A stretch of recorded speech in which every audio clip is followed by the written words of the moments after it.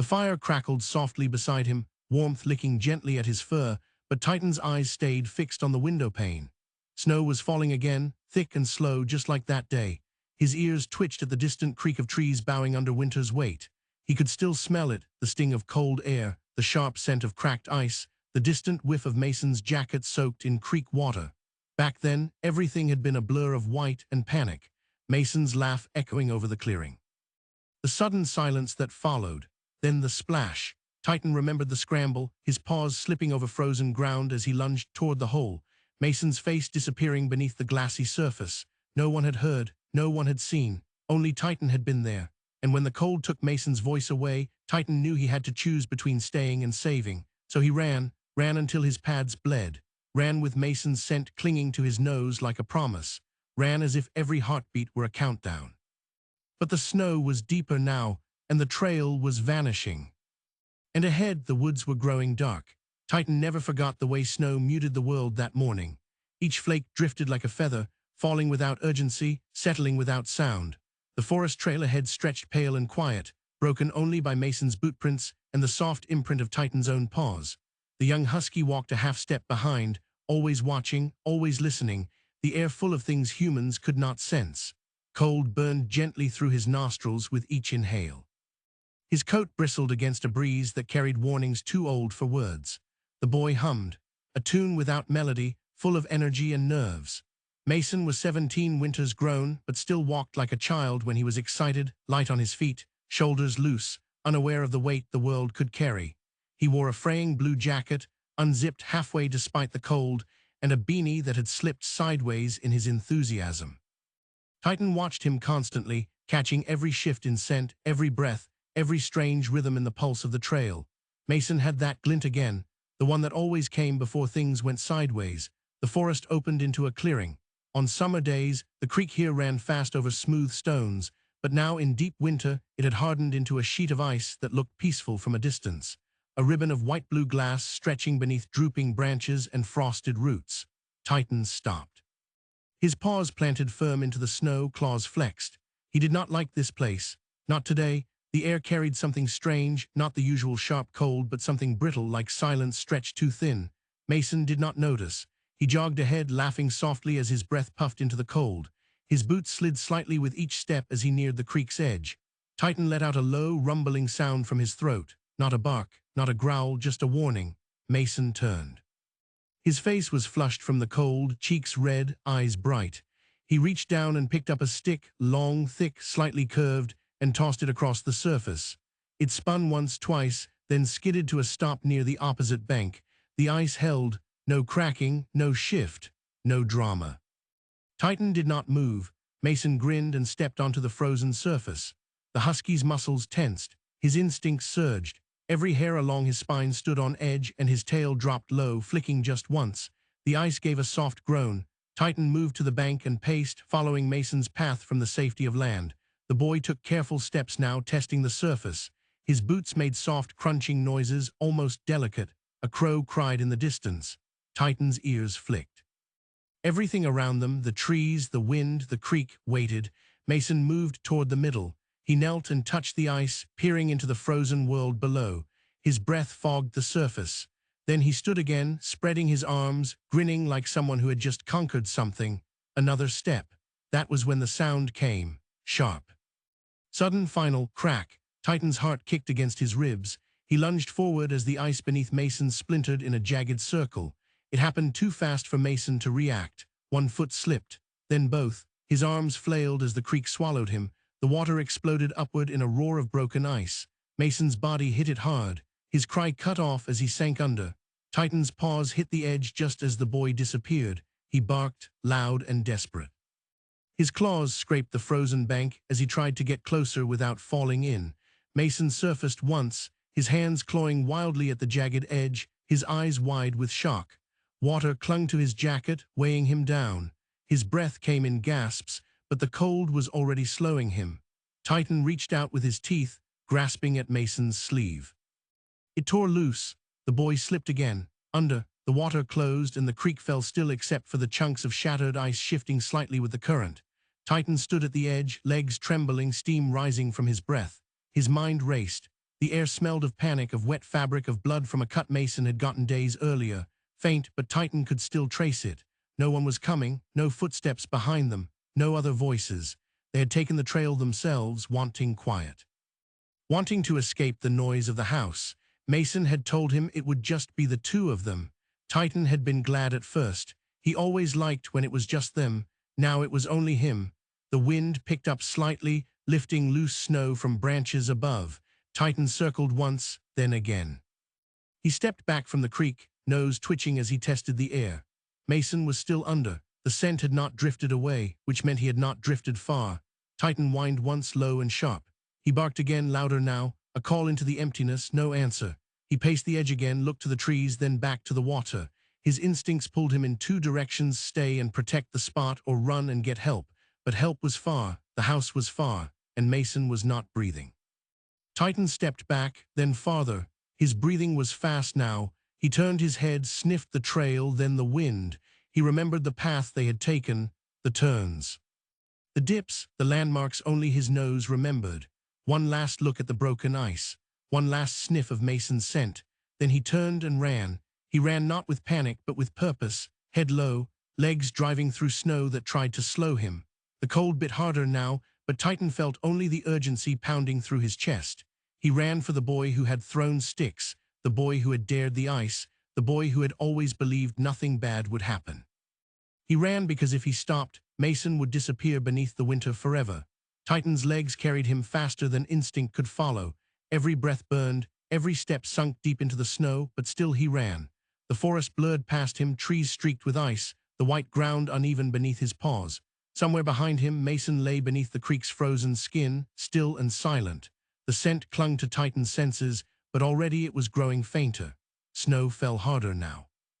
The wind shifted, dragging Titan's fur sideways as gusts funneled through the trees. Visibility shrank. Landmarks faded into pale shadows. The path they had taken earlier no longer looked the same, buried beneath fresh powder and crisscrossed by wind-blown patterns. Titan pressed on, chest low to the ground, mouth open, steam rising from his tongue in harsh bursts. There was no time for hesitation, no time to pause and check. He had to trust his nose, his memory, his love for Mason. The boy had brought him here many times, on better days, on warm days. Titan had followed him through these woods, tracked him by scent when he hid, waited for his voice to call him back. But there was no voice now, only the faint imprint of Mason's presence, the scent of soap, wool, worn leather gloves, the sweat of excitement before fear had taken over. Titan veered right, dodging a gnarled tree limb heavy with ice. His pads stung where the cold had cracked them. Blood mixed with snow in tiny, vanishing prints. He barely noticed. The pain was distant, irrelevant. He passed the old stone outcrop that marked the halfway point. His ears twitched, listening for anything, a voice, footsteps, anything that might mean help. Nothing, just wind and the distant groan of shifting branches. Then the trail dipped sharply. Titan lost his footing. His front legs slid out, and he tumbled down a short embankment, crashing through low brambles. Snow exploded around him. He landed hard, his side hitting a buried root with a dull thud. For a moment, he did not move. His breath came in short gasps. The world spun slightly. He stood slowly, legs trembling. Pain lanced through his ribs. He shook himself, sending snow flying, then raised his nose. The scent was fading. Panic flickered behind his eyes. He spun in a circle, then another, nose low to the ground. Too many smells. Frozen sap, deer scat, bark, ice, damp moss, but no Mason, no trail. Titan moved in widening circles, searching. The snow was deeper here, up to his chest in places. He leapt forward, paws punching through the crust, his breaths ragged, still nothing. He stopped, listened. The forest had gone still, not quiet, silent, not peaceful, heavy. Snow fell in thick, wet clumps now. The sky had darkened, turning the clearing into a shadowed bowl of white. Titan raised his head higher, scented the wind. And there it was, faint but real. Smoke, not sharp, not from firewood, just lit, older smoke. Settled into wool and wood, cabin smoke. His ears perked, his tail lifted just slightly. He changed direction and began to climb. The ridge was steep and slippery. His claws tore at frozen soil beneath the snow. His muscles screamed in protest, but he climbed, driven by that thread of scent. A sudden howl of wind threw him sideways. He dug in, flanks heaving, then pressed forward again. Near the top, the smell grew stronger. Smoke, then something else, oil, faint metal, wool, familiar smells. The kind that clung to coats and gloves and old flannel blankets. Human smells. Titan crested the ridge, and there below, through the trees, he saw it. The cabin, not clearly. Just a sliver of roof, a line of chimney, a smear of gray smoke curling from the top. A bark pushed from his chest, short, urgent. He started down the slope, legs churning through snowdrifts. The world narrowed into a tunnel, every sense locked on that cabin. He reached the clearing, paws sliding as he hit packed snow near the porch. The cabin door stood closed, a faint orange light flickering through the slats of the shuttered window. Titan lunged at the steps. His legs buckled. He scrambled up, slipped, then climbed again. One step, then another. His body gave out as he reached the top. He collapsed at the cabin door, chest heaving. Blood from his pads smeared across the wood. His breath fogged the bottom edge of the door, the only warm place on the porch. With the last ounce of strength, he let out one final sound, not a bark, not a howl, but a broken, desperate noise somewhere in between. Then everything went dark. Door opened slowly, creaking against the cold as a tall figure stepped out into the storm. Boots thudded on the wood. The man paused, eyes widening as he looked down at the heap of red-streaked fur at his feet. Titan lay still, sides barely moving, a faint cloud of breath escaping his mouth. One eye opened slowly at the noise, then closed again. The man crouched. His gloved hands moved fast but careful. He touched Titan's ribs, checked for injury, looked over the paw wounds and frostbitten tips of both ears. The dog's coat was packed with snow, ice clinging beneath the fur in hardened layers. But what caught the man's attention most was the way Titan's body kept turning, just slightly, toward the trees again, toward the woods he had come from. He was not just here. He had come from somewhere, from someone. The man's name was Warren, a carpenter, older, quiet, lived alone. Knew the trails, knew the creeks, knew most of the neighbors' dogs by face if not by name. He recognized Titan, had seen him once or twice following the teenager who walked too close to the frozen edge some weekends. Warren stood, eyes narrowing. He looked at the way Titan's paws had dragged up the steps. The blood splashed against the snow, the direction his body leaned even in collapse. Something was wrong. He moved quickly inside, grabbed a heavy coat, a backpack, rope, an old wool blanket, then back out the door, kneeling once more beside Titan. "All right, boy," he said softly, more breath than sound. "Where's your kid?" Titan stirred. The voice, low and gravelly, reached through the fog in his mind. He tried to rise. His front legs shook. His back ones barely held him, but he stood. Warren did not expect him to move so fast. The dog turned, stepped off the porch, and began limping back toward the woods. Warren followed. They moved in silence, broken only by the crunch of boots and the dragging of Titan's weakened gait. Snow whipped through the trees again, falling harder. Visibility was poor, but Warren kept his eyes locked on the dog.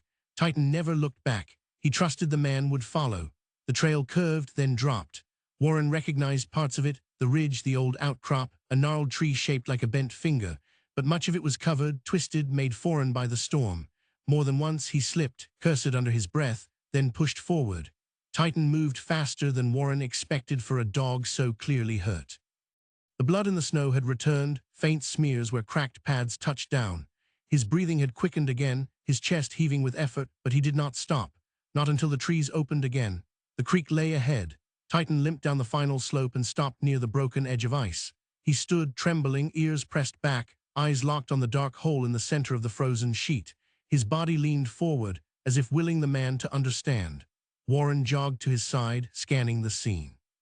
He saw the shattered ice, the disturbed snow, the torn fabric of a jacket sleeve half frozen into the bank. His eyes sharpened. Then, suddenly, movement. Bubble just beneath the surface. Then stillness again. Without hesitation, Warren dropped his bag, stripped off his outer coat, pulled the rope from the side loop. He tied it fast around his waist and secured the other end to a tree trunk near the edge. Titan stepped closer as if to help. Warren placed a hand on the dog's shoulder, firm but not rough. "You did good," he muttered. "Now stay." He stepped onto the ice, slow and careful, testing each point. The frozen surface moaned beneath his weight. When he reached the jagged break, he dropped to his knees, braced himself, and reached into the water. The cold bit hard. His arm vanished up to the elbow, then he felt it. Cloth. He gripped and pulled. Something resisted. He leaned back, used his weight. The ice shifted, cracked again. Then Mason's body broke the surface. He was pale, lips blue, eyes closed. Water clung to his lashes, his hair frozen into stiff tangles. Warren dragged him backward, inch by inch, until the boy's torso cleared the water. He wrapped both arms under Mason's and began pulling him across the ice, using his knees to inch backward toward the bank. Titan whined once, low and sharp. He moved to the edge and barked. The sound echoed off the trees. Warren hauled Mason the final few feet. His back hit solid ground. He rolled the boy gently onto his side, pulled the blanket from the pack, and wrapped it tight. Then tilted Mason's head, checked for breath. It was there, faint.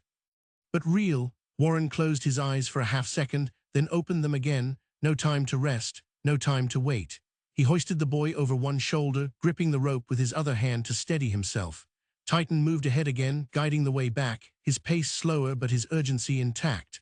The boy had been found, but now came the harder part, getting him home. Warren's boots sank deep with every step. The weight across his shoulders shifted with each breath Mason took, shallow, ragged, spaced too far apart. The boy's limbs hung limp, one arm trailing beside Warren's chest, his fingers blew around the nails. Warren held the boy like a lifeline, one hand locked around Mason's leg, the other clenched to the rope tied at his waist for balance. Titan led the way, but now he stumbled more often. His legs, raw from the run and cracked by the cold, moved stiffly. Each step was slower than the last. His ears were pinned back, not from fear, but exhaustion. Still, he did not stop. He would not stop. The wind screamed down the ridge as they climbed back up. Warren leaned forward, knees driving high with every push, sweat freezing to his brow. The climb that had once taken minutes now stretched endlessly, the slope steeper, the air thinner with every breath. Mason weighed heavier now, not from size but from silence, from stillness. Titan reached the top first, barely. He stood for a moment at the crest, panting, chest shuddering with effort. His body shook violently once, then again. He dropped to the snow. Warren saw him fall. He reached the top seconds later and dropped to one knee. Titan's eyes fluttered open, then closed again. His sides moved, but just barely. "You stay with me," Warren growled, breathless. "You got us this far, you stay." Titan tried to lift his head. It barely came off the ground. His tail twitched once in the snow. He tried to rise, but his legs betrayed him. Warren adjusted Mason's weight, slid the boy onto a patch of flat snow, then turned back and lifted Titan's front legs into his arms. "We are not leaving you."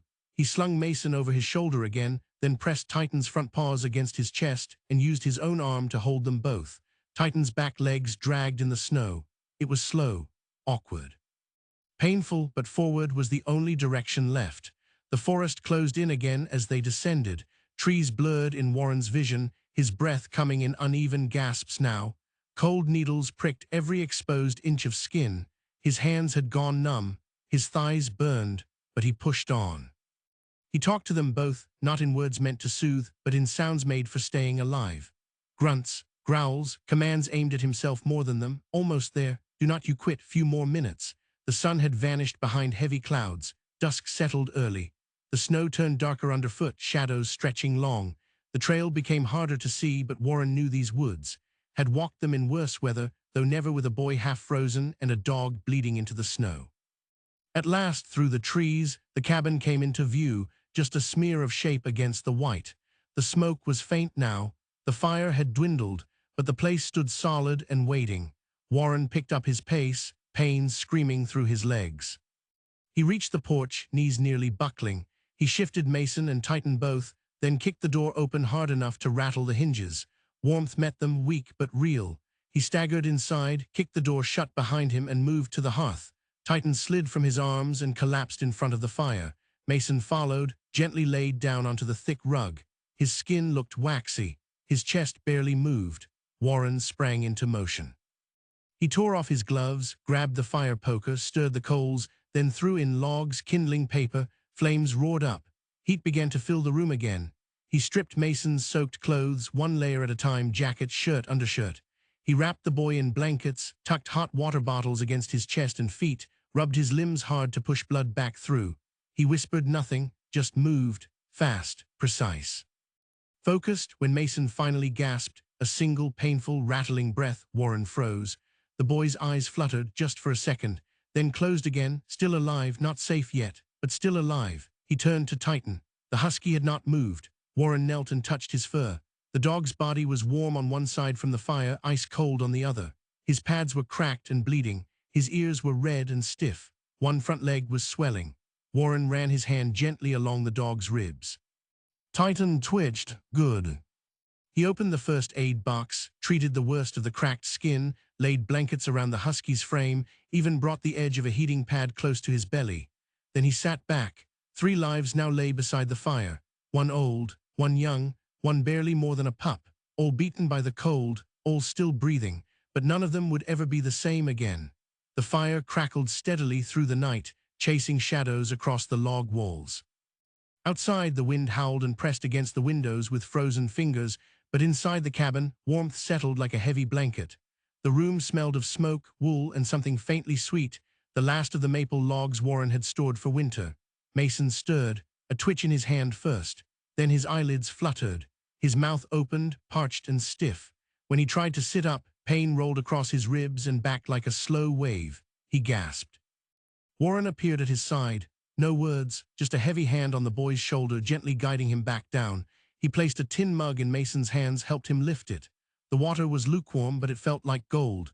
Mason drank slowly, swallowed, blinked again. The fire glowed brighter. His eyes drifted to the shape curled at its edge. Titan, wrapped in 2 heavy blankets, nose tucked under tail, still, but breathing. Mason tried to speak. His throat rasped. Warren raised a hand and shook his head. Later, Mason nodded once. His gaze returned to Titan. He did not remember falling. He did not remember the cold water swallowing him. Only flashes, the ice breaking, the sky spinning, the sound of Titan's bark as it echoed down the creek. Then darkness, and now here, the fire, the cabin, the ache in every limb, and Titan, alive. Mason fell asleep again not long after, this time with a blanket pulled higher and his hand resting just beside the edge of Titan's. Weeks passed. The forest softened. The wind quieted. Mason returned home wrapped in layers, his skin still tinged with winter, his bones thinner somehow. But his eyes had changed. He moved slower, not weaker, just deeper, like someone who had heard something only a few ever do. Silence on the other side. Titan healed too. His limp faded, his paws recovered, his coat grew back thicker over the frostbitten spots, but he was quieter now, more alert. He stuck close to Mason's side everywhere, never wandered, never let the boy out of sight. And when spring came and green began to creep across the forest floor, they walked together again. Not to the creek, never to the creek, but close enough to smell the memory. Neither of them needed to speak. Their silence said more than noise ever could. Months later, as snow returned, Mason sat alone in the cabin. Warren had left for town. Titan lay beside the fire, older now in spirit if not in body. Mason watched the flames and thought about that day, the cold, the ice. The way Titan had looked before he turned and ran, he had not understood it then. The choice Titan had made to leave him, it had taken a long time to see it not as abandonment, but as courage. To leave was to save. To turn away was to bring help. To run alone into a storm with no guarantee of return, that was not weakness, that was love. Mason reached down and scratched behind Titan's ears. The husky sighed, then pressed his nose into the boy's leg. "You saved me," Mason whispered, his voice still hoarse from old frost. The fire popped. Outside, snow began to fall again. Titan's ears flicked. He raised his head slowly, gazed at the window where flakes drifted like ghosts from memory. Then he stood, stretched, and walked to the door. Mason followed. He opened it gently. The cold met them like an old friend. Titan stepped out into the snow, tail wagging once, then twice. He looked back. Mason smiled. "Not today," he said. Titan turned and returned to the fire, circling once before settling back down. Mason watched him. The snow fell harder. The memory lived. And in the warmth of the cabin, beside the heart of winter itself, a dog and his boy sat quietly in the echo of survival.